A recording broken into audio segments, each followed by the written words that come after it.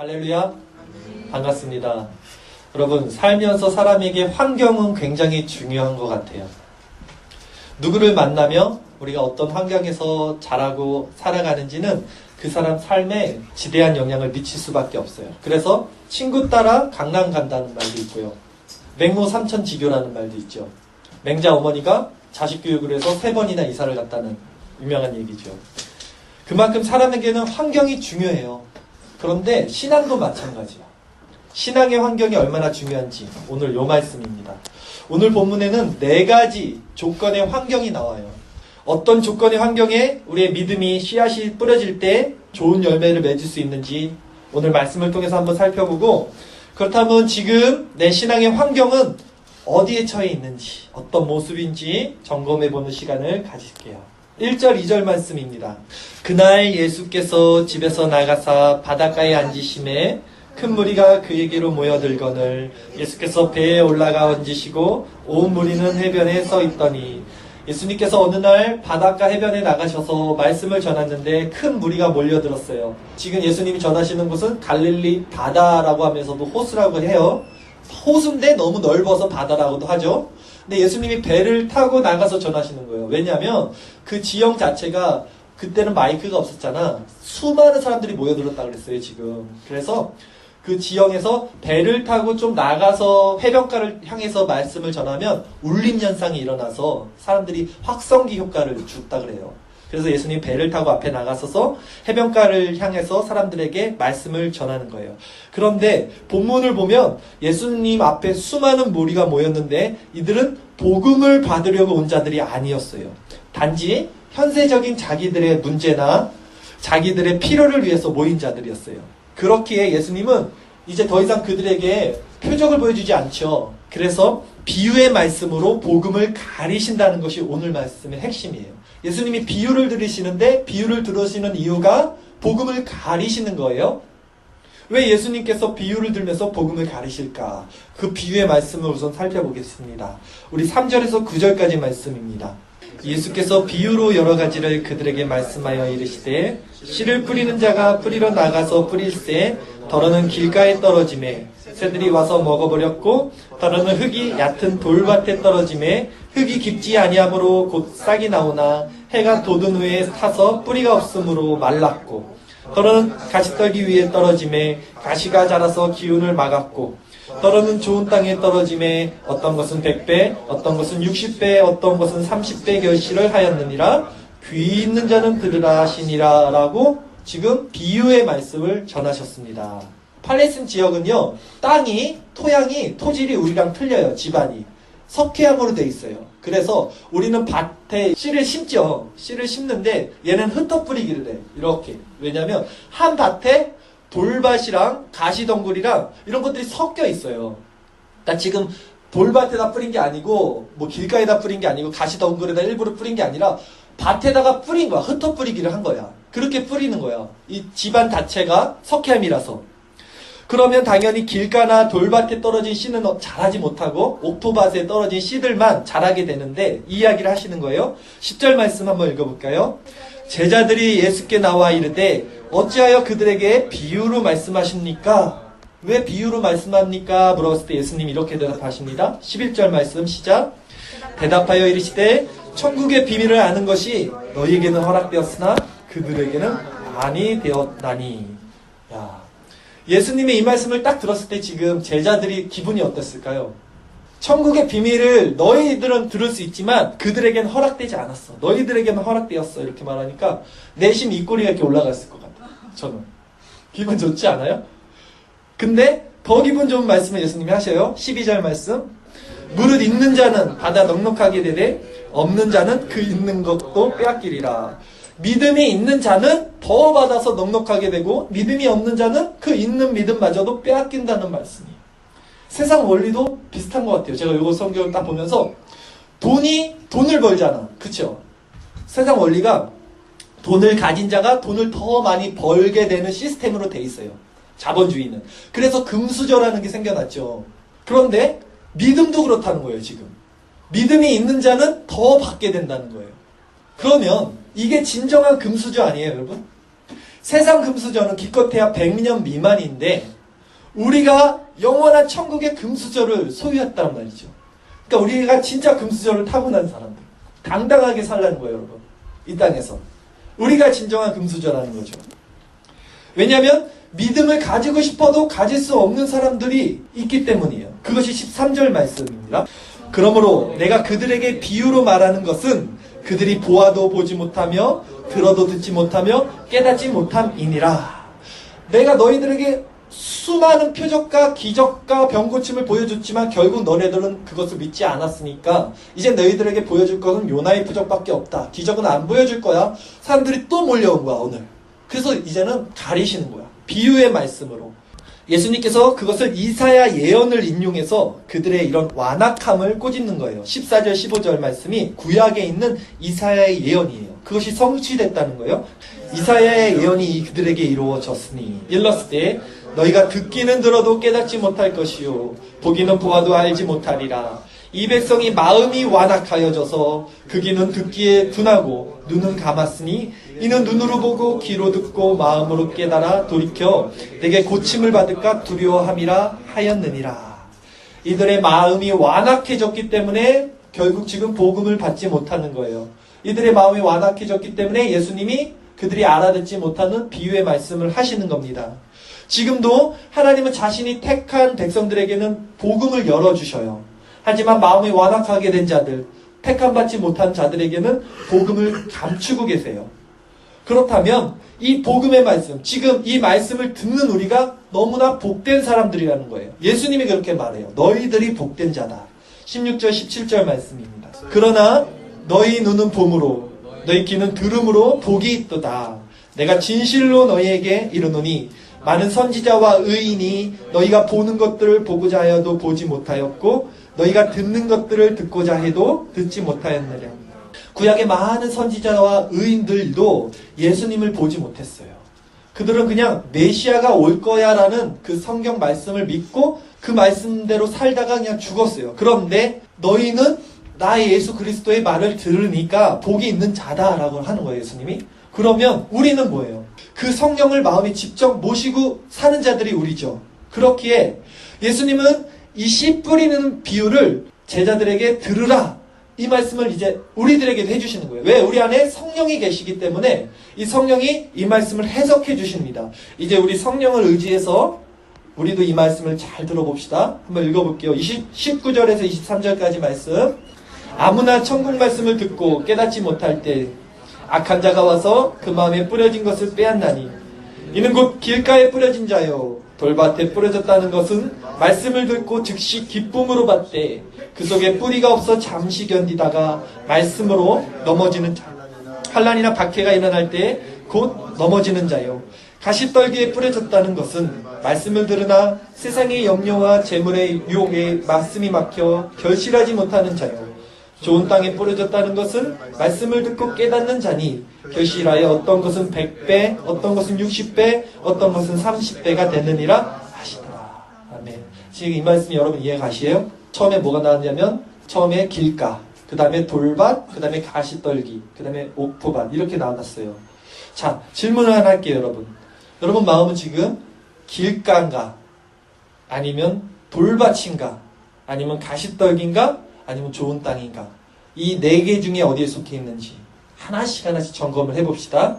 처음에 가장 안 좋은 건 뭐냐면 길가에 떨어진 씨예요. 이것은 말씀이 떨어지자마자 새들이 주워 먹었다 그랬죠. 사단이, 마귀가 와서 그 마음에 뿌려진 씨를 빼앗아가는 심령이에요. 그러기에 이들은 아예 말씀이 안 들려. 설교를 이렇게 하면 예배를 드리고 있어도 전혀 말씀이 안 들리는 자들. 딴 데 생각이 가 있는 사람들이 길가에 뿌려진 씨와 같은 거죠. 나는 아니라는 표정으로 말씀을 갑자기 잘 듣는 것 같아요. 평상시 때 안 그랬잖아. 자, 그리고 이들보다 조금 나은 사람들이 있어요. 이들은 돌밭 같은 마음이야. 20절에서 21절까지 말씀 다시 한번 읽어봅시다. 돌밭에 뿌려졌다는 것은 말씀을 듣고 즉시 기쁨으로 받되 그 속에 뿌리가 없어 잠시 견디다가 말씀으로 말미암아 환난이나 박해가 일어날 때는 곧 넘어지는 자요. 이들은 말씀을 전하면 아멘으로 받아요. 아, 맞는 말씀이지. 설교를 해서 제가 기도합시다 하면 아 그래 기도해야겠다. 설교를 해서 제가 말씀을 읽읍시다. 성경을 읽어야죠 하면 아 성경을 읽어야겠다. 이렇게 다짐을 해요.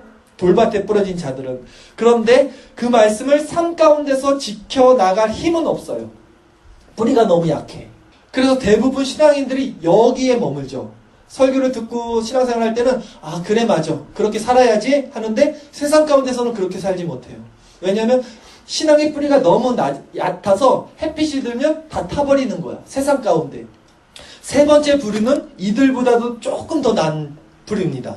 가시떨기에 뿌려진 씨앗. 22절 말씀 한번 읽어볼게요. 가시떨기에 뿌려졌다는 것은 말씀을 들으나 세상의 염려와 재물의 유혹에 말씀이 막혀 결실하지 못하는 자니.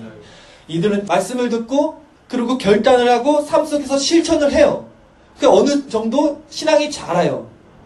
그런데 자라다가 세상 염려와 재물의 유혹으로 말미암아 더 이상은 성장하지 못하고 결국은 열매를 맺지 못해요. 열매를 맺을 때까지 자라지 못한다는 거예요. 이런 부류가 누구냐면 성경에 나오는 부자 간원이 딱 이 케이스야. 성경에 부자 간원이 있는데 젊은 친구인데 굉장히 똑똑하고 예의 바르고 성경을 다 지키고 그렇게 살았어요. 모태신앙으로. 근데 예수님을 따라갈 때 예수님이 너 한 가지가 부족하니 너의 있는 모든 재산을 다 팔아서 가난한 자에게 주고 너는 나를 따르라 했을 때 이 사람이 너무 부자였기 때문에 심히 근심하다가 다시 자기 그 돈 있는 대로 갔다 그랬어요. 이런 자들이죠. 가시떨기. 세상의 재물과 환경에 더 이상 열매를 맺지 못하는 케이스. 그리고 마지막 네 번째는 좋은 밭이죠. 좋은 환경. 믿음의 씨앗이 이런 옥토밭에 떨어지면 어떤 결과를 맺습니까? 당연히 좋은 씨앗은 좋은 열매를 맺죠. 23절 말씀이에요. 좋은 땅에 뿌려졌다는 것은 말씀을 듣고 깨닫는 자니 결실하여 어떤 것은 100배, 어떤 것은 60배, 어떤 것은 30배가 되느니라 하시더라. 좋은 땅에 뿌려졌다는 건 뭐예요? 말씀을 듣고 이 말씀을 깨달았어. 그리고 이 말씀을 실천해야겠다 결심을 해요. 그리고 나가서 실천을 합니다. 그리고 세상의 재물과 세상에 어떤 유혹이 왔는데 그것을 뚫고 열매까지 맺는다는 거죠. 그 자는 어떤 것은 100배, 어떤 것은 60배, 어떤 것은 30배가 되는다 그러는데 그것은 크게 차이를 말하는 건 아니야. 달란트 비유 아시죠? 한 달란트, 두 달란트, 세 달란트, 다섯 달란트 가진 사람들이 하나님이 자기에게 주어진 그 역량만큼 달란트로 최선을 다한다는 의미야. 100배는 큰 거, 30배는 작은 게 아니라 주어진 믿음의 분량만큼 충분히 잘한다는 의미예요. 오늘 우리가 씨 뿌리는 비유에 대해서 말씀을 전했어요. 여러분 오늘 말씀해 보면 씨는 다 똑같아요. 씨가 나쁜 씨가 있고 좋은 씨가 있는 게 아니라 다 동일한 씨였어요. 씨를 그냥 뿌리는 거야. 뭐냐면 하나님의 말씀은 진리에 말씀의 씨는 동일하다는 거예요. 그런데 우리의 마음의 환경, 우리의 마음 밭, 내 마음 동산, 내 마음 정원이 어디에 떨어지냐에 따라 그 결과가 완전히 달라지는 거죠. 전도사님이 말씀을 전하는 이 말씀 자체는 진리인데 그 진리가 우리 친구들 마음이 어떤 환경이냐에 따라서 어떤 친구에게는 옥토밭처럼 자라고 어떤 친구에게는 가시떨기, 돌밭, 길가 이렇게 나눠진다는 거죠. 지금 여러분 마음밭은 어떤 상태냐는 것을 묻는 거죠. 오늘 말씀을 통해서 한번 스스로 점검해 보십시다. 뭐 같아요 여러분? 전도사님은 솔직히 말씀드리면 부끄럽지만 돌밭 같더라고요. 돌밭. 돌밭이 뭐였냐면 말씀을 들을 때는 아 맞아 좋아 그렇게 살아야지 하는데 세상 가운데 실천할 수가 없어. 나도 이 정도인데 여러분들도 별반 다르지 않을까 생각이 들어요 저는. 그래서 저는 이 말씀 준비하면서 마음이 너무 무거웠어요. 왜냐면 내 마음이 돌밭 같은데 내가 은혜를 못 받는 이 말씀을 가지고 무슨 말씀을 전해야 되나 한탄이 되는 거예요. 마음이. 내 마음이 옥토밭이 되고 싶은데 근데 내 힘으로 내 마음을 옥토밭을 만들 수가 없다는 게 더 비참했어요. 자 오늘 말씀을 보면 씨를 뿌리는 거야. 그냥 무작위로 떨어지는 거잖아. 무작위로. 나는 옥토밭이 돼야지. 나는 가시떨기가 돼야지. 그런 게 아니라 그 씨가 그냥 무작위로 거기 떨어지는 거야. 즉 하나님의 은혜가 필요하다는 거야. 우리가 옥토밭이 되기 위해서는 물론 우리의 열심도 필요하지만 정말 중요한 것은 하나님의 은혜가 우리에게 있어야 돼요. 우리 힘을 할 수가 없다는 거예요. 내가 아무리 발버둥을 치고 하려도 결국 부흥의 역사, 내 심령의 역사는 하나님이 개입하심이 우리 안에 있으셔야 된다는 거예요.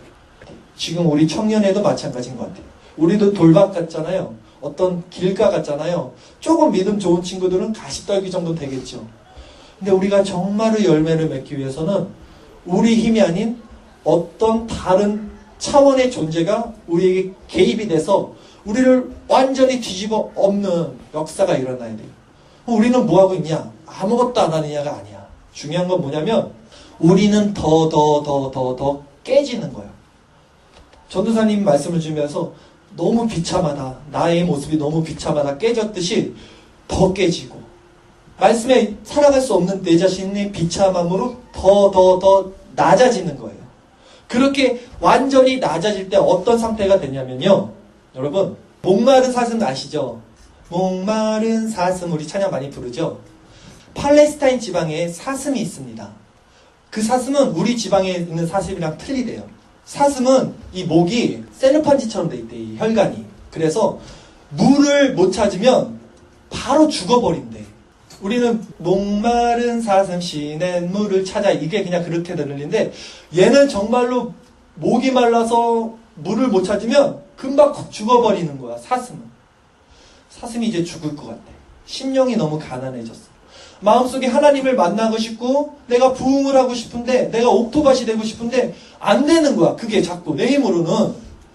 너무나 갈급해서 목이 말라. 이제 하나님을 부르짖어. 하나님을 찾고 싶어. 기도를 해. 근데도 안 돼요. 우리가 목이 말랐어요.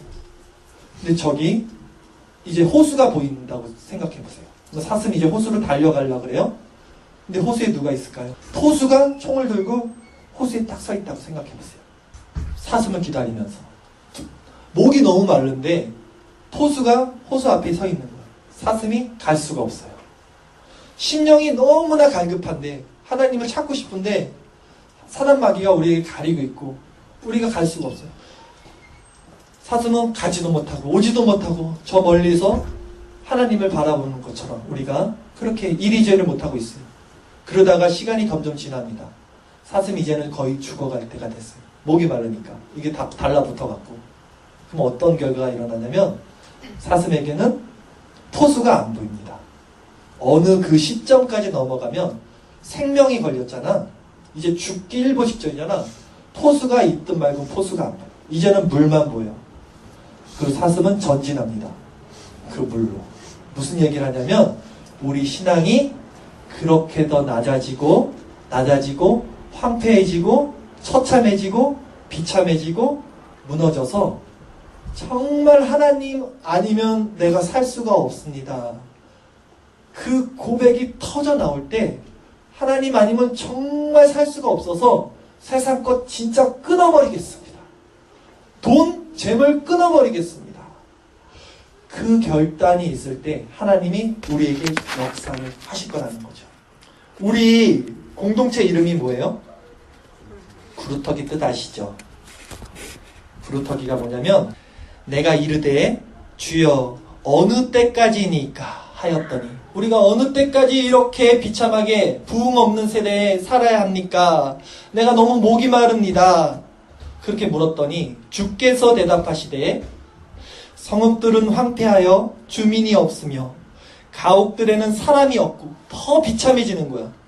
이 토지는 황폐하게 되며 여호와께서 사람들을 멀리 옮기셔서 이 땅 가운데서 황폐한 곳이 많을 때까지니라. 너네 더 비참해져야 돼. 너네 더 낮아져야 돼. 그래서 그 중에 10분의 1이 아직 남아있을지라도 이것이 황폐하게 될 것이니 10분의 1도 황폐해지게 될 것이니 밤나무와 상수리 나무가 배임을 당하여도 결국 다 잘라지는 거야. 우리가 결국 뭐가 남으냐면 구루터기가 남아서 다 잘라지고 그 구루터기가 거룩한 씨라는 거예요. 거룩한 씨가 이 땅의 구루터기가 될 거야. 저는 이 말씀을 보면서 우리의 회복의 날이 그때라는 것을 직감할 수 있어요. 전도사님도 개인적으로는 더 비참해질 거고 여러분들도 제가 너무 악담을 하나요? 더 신앙에 비참해질 겁니다. 비참해진다는 게 뭐냐면 하나님을 떠나 사니까 너무나 힘든 거야. 너무나 고통스럽고 모든 일이 안 되는 거지. 그러면서도 아직 토수가 있으니까 물로 못 달려가는 거야. 아직 내가 부여잡고 있는 세상의 즐거움이 있잖아. 너네들이 하나님께 가지 못하는 이유는 뭐냐면 간단해. 하나님보다 더 좋은 게 있어서 그래. 근데 하나님께 가려면 이걸 포기해야 되거든. 이걸 포기 못하는 거야. 너무 좋으니까. 근데 너네가 직감적으로 알아. 이거 포기 못하면 하나님께도 갈 수 없다는 것을. 둘 중에 하나를 선택하는 것도 신앙은 무조건. 근데 갈급해지고 갈급해져요. 황폐해지고 황폐해지십시오. 우리 같이 그렇게 됩시다. 그래서 우리의 갈급함이 결국 하나님을 부르짖고 정말 하나님 밖에는 아무것도 내겐 의미가 없습니다라도 고백하고 그 호수로 달려갑시다. 그런 날이 올 거예요. 빨리 왔으면 좋겠어요. 저도 그렇고 여러분들. 근데 중요한 거는 우리 힘으로 할 수 없죠. 그것도 하나님의 개입하심이 우리 안에 있을 거예요. 성령의 개입하심. 그것을 기대하면서 오늘도 우리 기다리는 마음으로 한 걸음 한 걸음 전진하는 마음으로 기도하며 나갔으면 좋겠습니다.